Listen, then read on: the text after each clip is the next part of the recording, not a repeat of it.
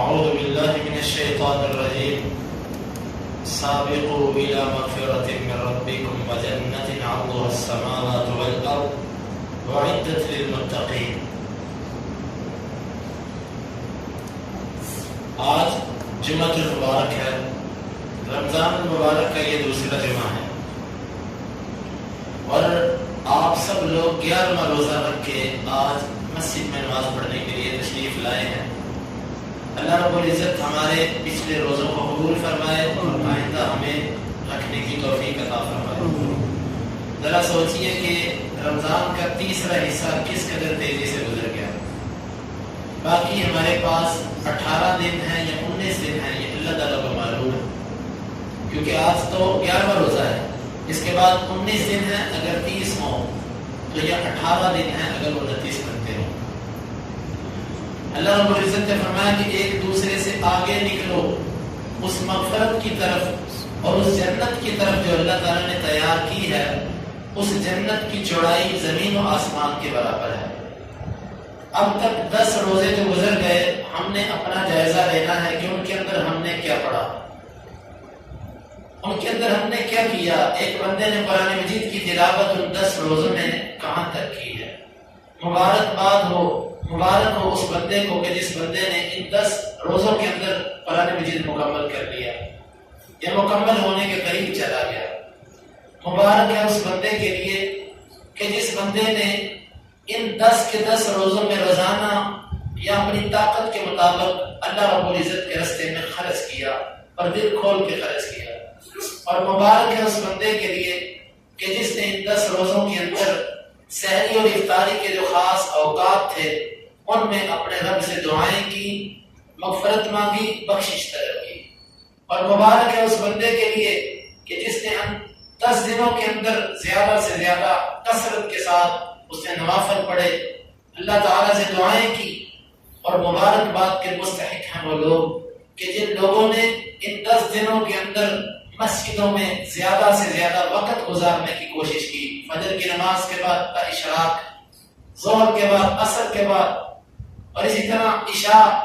اور مبارکباد ہے ان لوگوں کے لیے جنہوں نے اب تک مکمل رمضان المبارک کے اندر رات کو تراویح ادا کی۔ بس اب ایک دعا ہے کہ اللہ رب العزت اس کو قبول بھی کر لے۔ لیکن بھائیو، جن سے کوتاہی ہوئی، ہم میں ایسے لوگ بھی ہیں کہ وہ قرآن مجید کی زیادہ تلاوت نہیں کر سکے۔ ہم میں کچھ ایسے بھی ہیں جو ان نیکیوں میں آگے نہیں نکل سکے۔ عام دنوں میں اور اب کے دنوں میں کوئی خاص فرق نہیں ہو سکا۔ ہمیں اپنا جائزہ لینا ہے۔ عام دنوں کے اندر بھی اگر فرضی نماز ہم سے باجماعت نہیں ادا ہوتی رہی اور رمضان بھی ایسا گزر رہا ہے کہ گاہک کی وجہ سے، کاروبار کی وجہ سے، تیزی کی وجہ سے میرے سے فرض نماز چھوٹتی ہے، تو واللہ العظیم ایسے کاروبار کا کوئی فائدہ نہیں، ایسے کاروبار کا کوئی فائدہ نہیں۔ ہم اپنے آپ کے اندر تبدیلی لے کر آئیں۔ دیکھیں یہاں پر سابقو، مسابقت کا ذکر ہے۔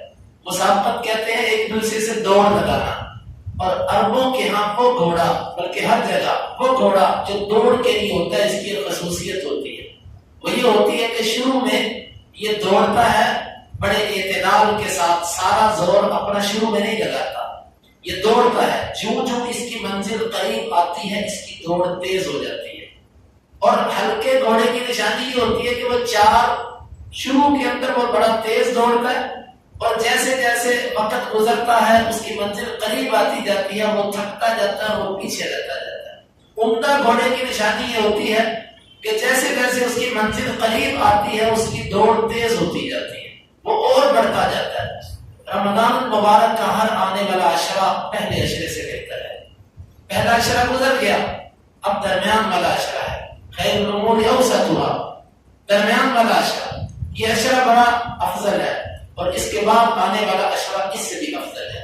بھائیو آؤ ہم اللہ رب العزت سے کوشش کریں، اللہ رب العزت سے مانگیں، اللہ سے توفیق طلب کریں کہ یا رب العالمین وہ نیکیاں، وہ خیرات کہ جن میں رکاوٹ میرے گناہ بنے ہیں، میں تیرے سے معافی طلب کرتا ہوں، تو مجھے معاف کر دے تاکہ وہ میرے سے نیکیاں ہو سکے۔ بعض دفعہ انسان کی نیکیوں کے اندر رکاوٹ اس کے گناہ ہوتے ہیں۔ ہم میں سے ہر بندہ اپنا محاسبہ کرے، اور اس رمضان کے اندر اہم ترین کیا جانے والا عمل محاسبہ ہے، محاسبہ نفس۔ اپنے نفس کا محاسبہ کرنا، اپنا جائزہ خود لینا کہ اب تک میں کیا کر رہا ہوں، اپنے آپ کو تنقیدی نظر سے دیکھنا، یہ رمضان المبارک کے اندر ہمیں یہ کام کرنے ہیں۔ باقی 2 اس کے جمعے مزید باقی ہیں، اور پھر پتہ نہیں کہ آئندہ سال کے اندر ہمیں یہ بابرکت دن نصیب ہوتے ہیں کہ نہیں ہوتے، یہ تو اللہ تعالیٰ کو معلوم ہے۔ تو ہم زیادہ سے زیادہ خیر لوٹ لیں، زیادہ سے زیادہ نیکیاں اس مہینے کے اندر اکٹھی کر لیں۔ آج جمعۃ المبارک ہے، جمعے کے دن سورہ کہف کی تلاوت، اور اسی طرح غسل کر کے جلدی مسجد میں آنا، جلدی مسجد آنا۔ ہمارے مسلمانوں کے اندر یہ بہت کوتاہی ہے کہ اکثر نماز کے قریب پہنچتے ہیں، خطبہ گزر جاتا ہے، واعظ و نصیحت سنتے ہی نہیں، حالانکہ یہ 1 ہفتے کے بعد 7 دنوں کے بعد یہ ایک تربیتی ورکشاپ ہوتی ہے، جس میں پورے ہفتے کے اندر انسان جو کمیاں کوتاہیاں ہوتی ہیں وہ یہاں پر اس کی اصلاح کرتا ہے۔ 1 ہفتے کی یہاں سے خوراک ملتی ہے اور وہ اس کو لے کے پورا ہفتہ پھر آگے چلتا ہے۔ اور یہاں پر بھی ہم اتنی کوتاہی کرتے ہیں کہ صرف 2 رکعتیں ہم پڑھنے کے لیے آتے ہیں، خطبہ گزر گیا، واعظ و نصیحت گزر گیا، ہم پر کیا اثر پڑا اس چیز کا؟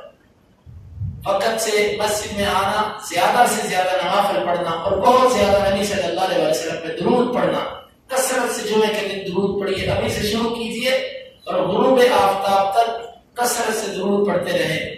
اور اسی طرح عصر کے بعد کا جو وقت ہے یہ خاص وقت ہے، خوشبو لگانا یہ سنت ہے، بالوں کو تیل لگانا یہ بھی نبی صلی اللہ علیہ وسلم کا مسنون عمل تھا۔ اللہ رب العزت سے دعا ہے کہ اللہ تعالی ہمیں اس بابرکت مہینے کی خیال کو سمیٹنے کی توفیق عطا فرمائے۔ اللهم انفعنا بما علمتنا وعلمنا ما ينفعنا وزدنا علما، وآخر دعوانا ان الحمد لله رب العالمين۔